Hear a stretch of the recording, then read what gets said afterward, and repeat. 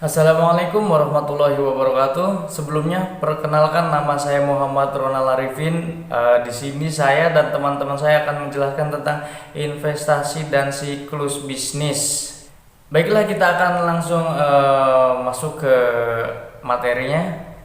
Yang pertama yaitu investasi. Investasi merupakan salah satu kegiatan dan aktivitas yang berhubungan dengan finansial dan ekonomi yang secara garis besar dilakukan untuk mendapatkan keuntungan dari kegiatan finansial yang dilakukan di masa yang akan datang.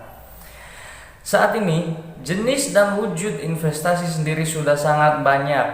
Badan Koordinasi Penanaman Modal atau BKPM mencatat dari tahun 2017 hingga 2018, jumlah investasi di Indonesia cenderung mengalami peningkatan. Di tahun 2017, realisasi investasi tercatat berada di angka 678,8 triliun rupiah.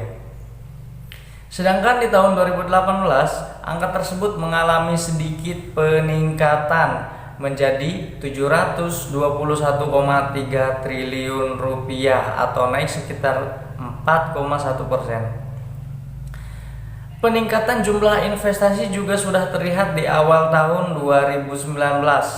Pada kuartal pertama, BKPM mencatat realisasi investasi sudah berada di angka 195,1 triliun.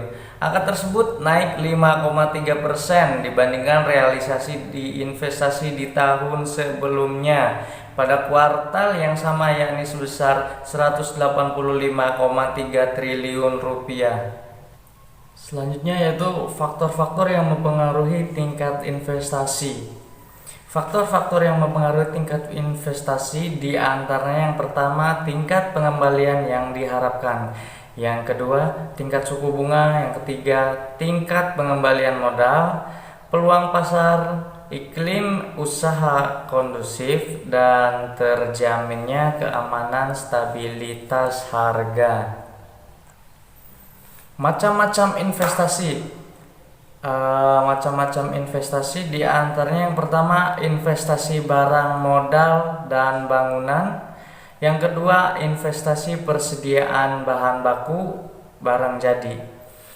Yang ketiga, investasi uang dan saham. Dan yang terakhir, investasi pendidikan. Investasi merupakan suatu komponen dari PDB, yaitu atau produk domestik bruto, yang memiliki rumus C ditambah I ditambah G ditambah dalam kurung X min M, yang artinya C merupakan konsumsi rumah tangga, I investasi, G pengeluaran pemerintah, X ekspor, dan M adalah impor. Kemudian fungsi investasi. Investasi memiliki fungsi diantaranya ada 3. Yang pertama yaitu investasi adalah salah satu pengeluaran agregat. Yang kedua, pertumbuhan barang modal. Yang ketiga, selalu diikuti perkembangan zaman atau perkembangan teknologi. Kemudian untuk poin selanjutnya akan dilanjutkan oleh teman saya.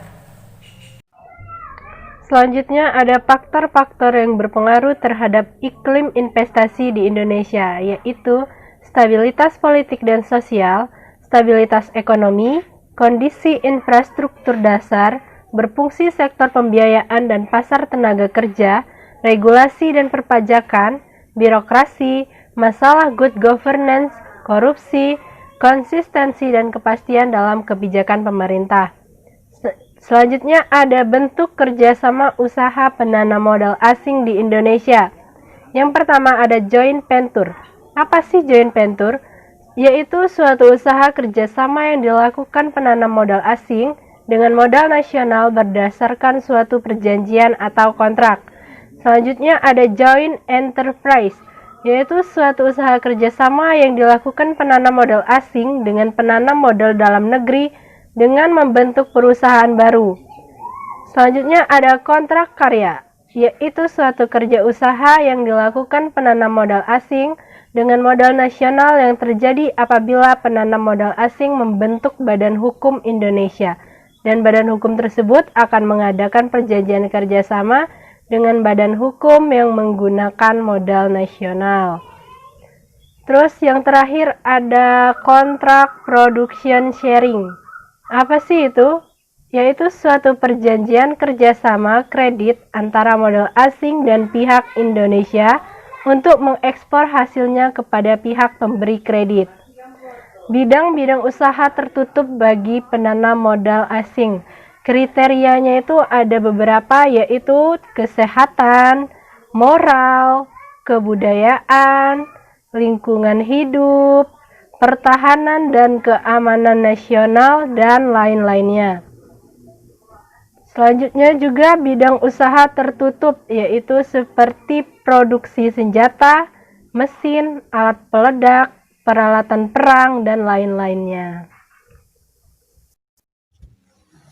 Siklus bisnis disebut juga sebagai siklus ekonomi atau siklus perdagangan.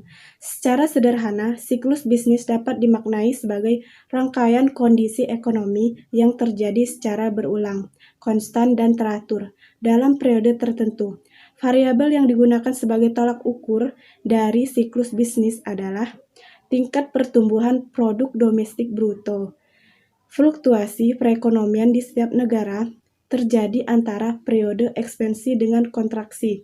Perubahan kondisi ekonomi ini disebabkan oleh tingkat pekerjaan, produktivitas, dan permintaan terhadap pasokan barang dan jasa di suatu negara. Tahapan dalam siklus bisnis. Secara umum, siklus bisnis terdiri dari 4 fase atau tahapan. Yang pertama kemakmuran, yang kedua kemerosotan, yang ketiga palung perekonomian dalam tahap resesi apabila nilai PDB mengalami penurunan selama 2 kuartal atau lebih dari periode 1 tahun. Yang kedua kemerosotan, kebalikan dari kemakmuran. Dari tahap puncak siklus, kondisi ekonomi beranjak ke tahap kemerosotan yang ditandai dengan terjadinya resesi ekonomi. Perekonomian suatu negara dikatakan 1. Kemakmuran.